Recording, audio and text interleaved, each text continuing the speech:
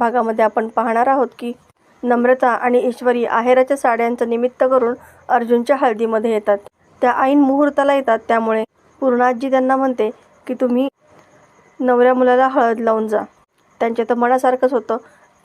ईश्वरी अर्जुनला हळद लावते आणि त्याच वेळेस कोणाचंही लक्ष नाहीये हे पाहून गुपचूप ती हळदीच्या भांड्याची अदलाबदल करते आणि अर्जुनची उष्टी हळद ती बॅगमध्ये घालते आणि दुसरी हळद जी तिने आणलेली असते ती तन्वीला लावते।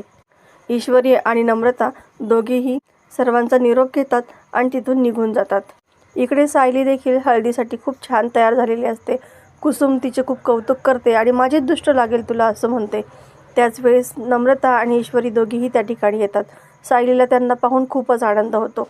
सायली म्हणते मी तुमची खूप वाट पाहत होते। ईश्वरी म्हणते आमची वाट पाहत होतीस की उष्ट्या हळदीची वाट पाहत होतीस? सायली मात्र खूपच खुश असते। नम्रता त्या ठिकाणी काय झालं हे सर्व सायलीला सांगते।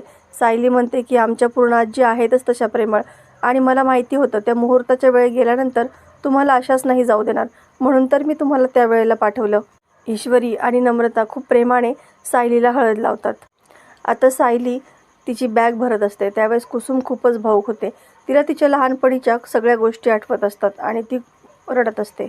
सायली तिला समजावते, अगं मी माहेरवाशीन म्हणून इथं येत जाईल ना, लग्न झाल्यानंतर तेच माझं सासर असणार आहे ना। मधुभाऊंची शिकवण मी शेवटच्या क्षणापर्यंत जपणार आहे आणि ती घेऊनच मी तिकडे जाणार आहे। कुसुम म्हणते की मी मधुभाऊंसारखी शिकवण तुला दिली नाही, मात्र माझ्याकडून तुझ्यासाठी ही छोटीशी गिफ्ट, असं म्हणून ती तिला एक साडी गिफ्ट देते। सायलीला ती साडी खूपच आवडते।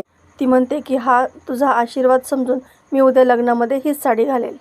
तितक्यात चैतन्य तिला कॉल करतो आणि सांगतो की तन्वीने खूप कडेकोट बंदोबस्त लावला आहे, जेणेकरून तू लग्नामध्ये पोहोचू नाही म्हणून।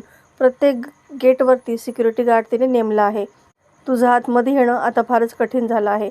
त्यावेळेस सायली म्हणते की माझं निश्चय तर ठरलेलंच आहे। कितीही अडथळे आले तरीसुद्धा मी उद्या येणार म्हणजे येणारच। आता लग्नाच्या दिवशी अर्जुन खूप छान तयार झालेला असतो, मात्र तो मनातून अजिबात खुश नसतो। अश्विन त्याला म्हणतो की दादा तू एकदम हँडसम दिसतोय। त्याच वेळी त्या ठिकाणी चैतन्य येतो। चैतन्याच्या पाठोपाठ प्रतिमा सुद्धा येते। प्रतिमा त्याला विचारते की तू तयार आहेस ना, म्हणजे मनाने लग्नाला तयार आहेस ना, तू खुश तर आहेस ना? त्यावेळेस अर्जुन म्हणतो सगळ्याच गोष्टी आपल्या मनासाठी आपल्या आनंदासाठी नसतात करायच्या, काही दुसऱ्यांच्या आनंदासाठी सुद्धा करायच्या असतात। त्यावेळेस प्रतिमा म्हणते की लग्न ही गोष्ट कोणाच्या आनंदासाठी करण्यासारखी नाहीये। अर्जुन म्हणतो प्रतिमा आत्ता तू काळजी करू नको, मी लग्न तुझ्याच मुलीशी करेल। प्रतिमा तिथून जात असते, त्याच वेळेस सायलीची ओढणी जी अर्जुनच्या बॅगेमध्ये असते तिच्यावरती तिची नजर जाते। ती ओढणी हातामध्ये घेते आणि अर्जुनला म्हणते की ही ओढणी खूपच छान आहे, तुझ्या ड्रेसवर खूप शोभून दिसेल। या ओढणीचा स्पर्शसुद्धा किती प्रेमळ आहे, असं म्हणून ती ओढणी त्याच्या गळ्यामध्ये टाकते। अर्जुनला मात्र खूपच गहिवरून येतं। प्रतिमा म्हणते की ही ओढणी लग्नाच्या वेळेस तुझ्या खांद्यावर तशीच ठेव, माझा आशीर्वाद म्हणून आणि तुझ्या होणाऱ्या बायकोचं प्रेम म्हणून। आणि त्या ठिकाणून ती तिथून निघून जाते। आता चैतन्याला मनातून खूपच आनंद झालेला असतो। तो म्हणतो अर्जुन मला तुझा एक फोटो काढू देत ना, आणि तो फोटो काढून सायलीला पाठवतो। सायलीला तो फोटो पाहून खूपच आनंद होतो। इकडे तन्वीसुद्धा लग्नासाठी तयार झालेली असते। ती स्वतःशीच म्हणते की आता माझं सगळं मनासारखं होणार आहे। 1.5 ते 2 वर्ष मी या क्षणाची वाट पाहिली, कितीतरी कारस्थानं केले, खूप रिस्क घेतली मी, आता सगळं संपणार, फायनली मी जिंकणार आणि ती सायली रडत बसणार। आता इकडे सायली कुसुमला म्हणते की मधुभाऊ असते तर खूप बरं झालं असतं ग, त्यांचा आशीर्वाद मिळाला असता। कुसुम म्हणते पण तू काळजी करू नकोस, मी तुझ्या पाठीशी आहे आणि तुला फार्म हाऊसच्या आतमध्ये कसं सोडायचं याचाही विचार मी केलेला आहे। सायली अतिशय प्रेमाने कुसुमला मिठी मारते। तर प्रेक्षकांनो, येणाऱ्या भागामध्ये आपल्याला पाहायला मिळणार आहे की सर्व विधी चाललेले असतात। तन्वीला मात्र लग्नाची प्रचंड घाई झालेली असते। ती गुरुजींना म्हणते की आता ही विधी संपत आली आहे ना, मग आता आपण मंगळसूत्र घालून घेऊयात का?